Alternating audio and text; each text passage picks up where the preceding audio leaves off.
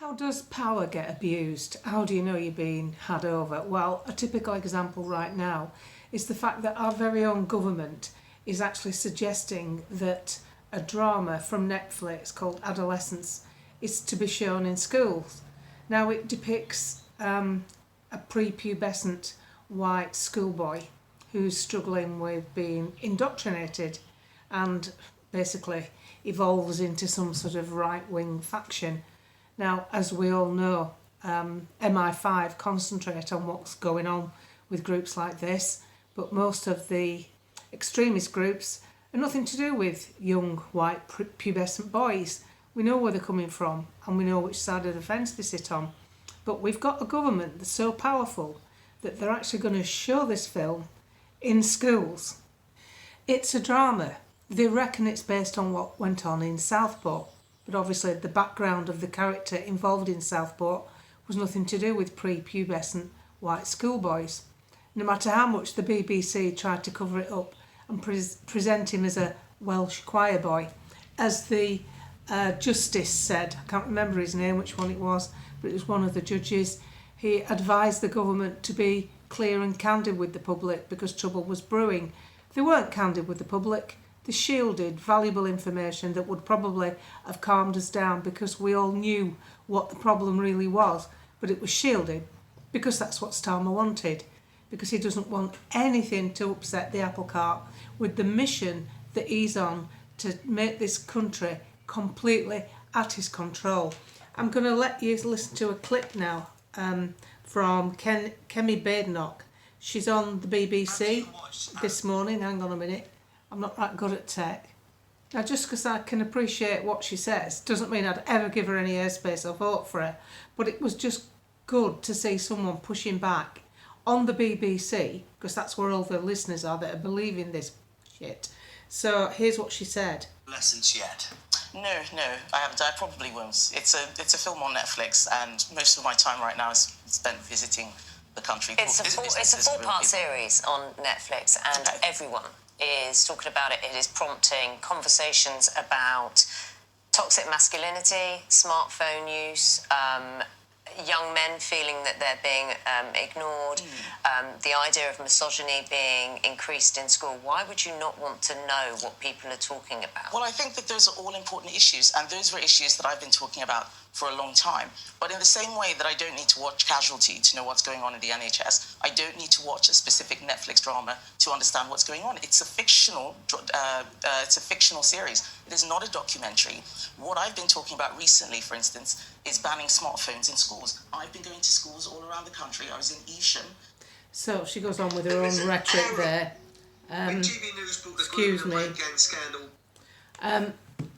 The thing about that is, whilst it still won't make me vote Tory, it's out there on the BBC, and she sums it up just right. It's a drama. Someone's made it up. That's what it's about. It's fiction. And the day we have a leader that's prepared to use fiction to drum home an indoctrination to our school kids that this is really a problem, when we know what the problem is. We know exactly what the problem is. MI5 knows what the problem is. Because we know what these attacks and these extremist radicals have been doing to us for nearly 20 years. And it's got worse. And it certainly isn't white prepubescent schoolboys. I don't go around wondering if one of those sort of people is going to attack me, or if they've left an unusual package in a building, or they're going to do something awful. I don't think there's enough of them about. I'm not saying it doesn't go on. I'm saying it isn't a clear and present threat. What's a clear and present threat is extremism from another area. And I'm being careful with my vocabulary, as you can imagine. But the reason I bring that up is because I'm going on about the Labour Party such a lot. You might wonder why.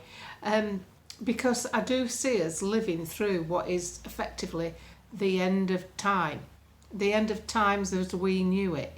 We aren't going to be giving a future to our children and grandchildren the way we got one.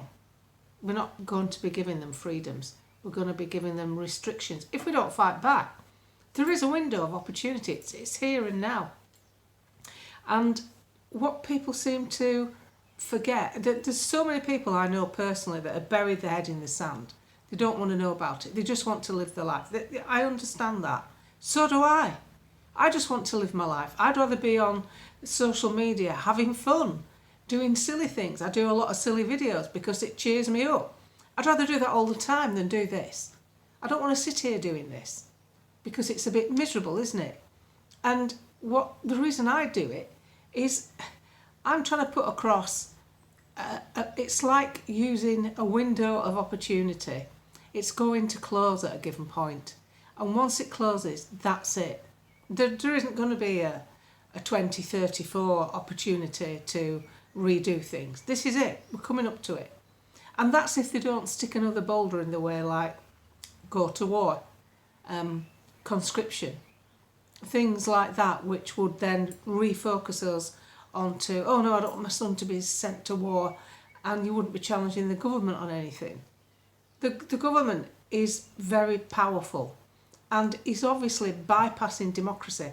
How many things has he done where he's not run it through Parliament when he should have done? Answers on the thread.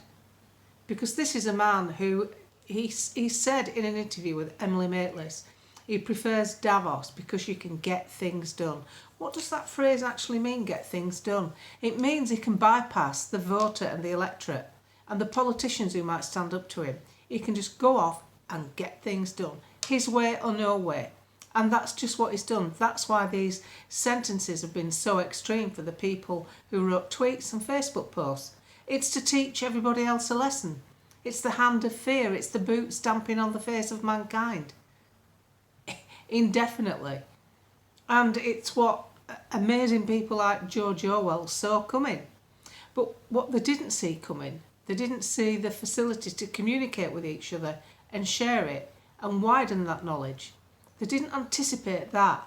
They can never anticipate what we do back. And we are big numbers. As the Labour government gets more and more of a grip on society and things get worse, more expensive, more prohibitive, people won't be going on holiday because they can't afford it. People won't be changing the car because they can't afford it. People aren't buying their favourite foods because they can't afford it, using their favourite restaurants. I live in the country. There's a beautiful valley full of absolutely gorgeous, quintessential country pubs with oak beams and log fires. There's 4 up for sale. And they're not going to sell, are they? Because nobody wants to run a pub because there's no money in it anymore. Because people aren't going out because it's become so expensive. So all the time, our life is being curtailed because the easiest way to do it is to make it too expensive to use all the things we've built up for ourselves. So we have to fight back. We don't really have a choice. And I'm always really pleased when I see your comments on the threads because I know I'm not talking to myself. And I know there's a lot of people out there who think like I do. I spoke to a filmmaker yesterday called Richard Jeffs. He's got that yellow, what's it called? I can't remember it now. I'll look at it before I finish. And he makes really good quality films. He used to be a producer at the BBC. And he's a filmmaker. He's very, very good, very professional. But he saw what was coming and he was outspoken and it cost him his job. And he's devoted himself to trying to open up what the World Economic Forum is really about. And what you've got to look at with the World Economic Forum, it is a trading hub. That's perfectly legitimate. That side of it is perfectly legitimate. The danger is that it's like anything that's got a power base and lots of money people around it. It always attracts a nutcase element. I'm going to call it a nutcase element. You've only to look at Germany during the war. A lot of Adolf's ideas were good. The motorway system, a complete grid system, right across and up and down Germany. What a great way to travel. The people's car. People didn't have cars. Germany was skint, they were hungry. He had some good ideas, but what happened? The nutcase element joined in. The nutters that wanted to exterminate groups of people, that wanted to experiment on people, that wanted to take over the world. What a great country would have made if he'd just stopped at Germany and didn't let these idiots in. But obviously he must have been a bit la-la. Having such a close relationship with his dog worries me. I mean, I love my dog, but this guy, he took it to the nth degree. Anyway, moving on. What I'm saying is that people are out there trying to explain what's going on with the nutcase element, and they are nutcases. People like Yuval Noah Harari, they're nutters. I'm sorry, but they are nutters. They see human life as expendable, as coming to an end, and machines are going to take over. What is the point of green grass, beautiful budding trees, the smell of a flower, watching lambs in the springtime, listening to a river bubbling by, watching a sunset over a mountain peak? What is the point in all that if all we're going to give it to is machines? So I don't want to go down that route. I want to embrace nature, but not done in such a manner that basically we're going to be taxed to death to try and, fines are going to keep air clean. No, they're not. No fine in this world is going to make the air any cleaner. Nobody sold their 7-year-old Transit because of you, Les. They're still using it. They're just clocking up fines. This system won't work because it's all built around profit. Everything that they're trying to implode on our lives is down to them keeping money and assets in their lives. You've only got to look at what went on through lockdown. Multi-millionaires using their yachts all over the world, still carrying on, sat with friends from outside their household, while staff stand lined up with their hands behind the back with a face covering on. It's like a class system. But we are a big number of people, and the thing is, with something like this, we've got the art of communication, and while we've got it, we must use it and use it to our benefit. And things like sharing Kemi Badenoch saying that and knowing that it's on the BBC, these are priceless little moments. They don't have to be in power, but that comment will have hit home with a few people. People don't want to go around their lives talking about politics. They want to talk about the tennis lesson. They want to talk about how well the kids are doing at school. They want to have a meal outside in the sun. They want to crack a beer open when they get home from work and watch the kids play. That's life, and we have a right to it. We have a right to live the best life we can have for ourselves, and we put everything in place. Governments don't do it. The government hasn't given you a nice garden or a beautiful home or a nice car to drive or a good job or clever kids or real sporty kids or a caring relative who's helping you look after a loved one. The government doesn't give you that. You give yourself that. And if you've got the capabilities of doing that, you've got the capabilities of fighting a government that wants to take all that good stuff off you. So I will always fight. And I will do it the only way I know, which is to explain stuff to people and let them see what's going on. Because this is the 11th hour. And I think about my mum and dad and the life that they lead. They led. They didn't have very much in life. My dad carried a picture of a cruise ship round in his wallet saying, one day I'm taking your mother on that. She never saw the bloody thing.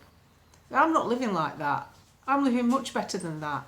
And I'm prepared to fight to not let goons take it off me through the tax system and basically trying to avoid home ownership, personal endeavours, and the opportunity for you to be the best you can be. And that includes people who genuinely need the benefit system as well. Unfortunately, we've got a country that's led by a person that's trying to change it all, and he's going to try and change it all so quick, it's going to come tumbling down on him. He's the one that stands to lose because people won't put up with it. And it only needs more time for him to behave the way he does. His success will be his downfall.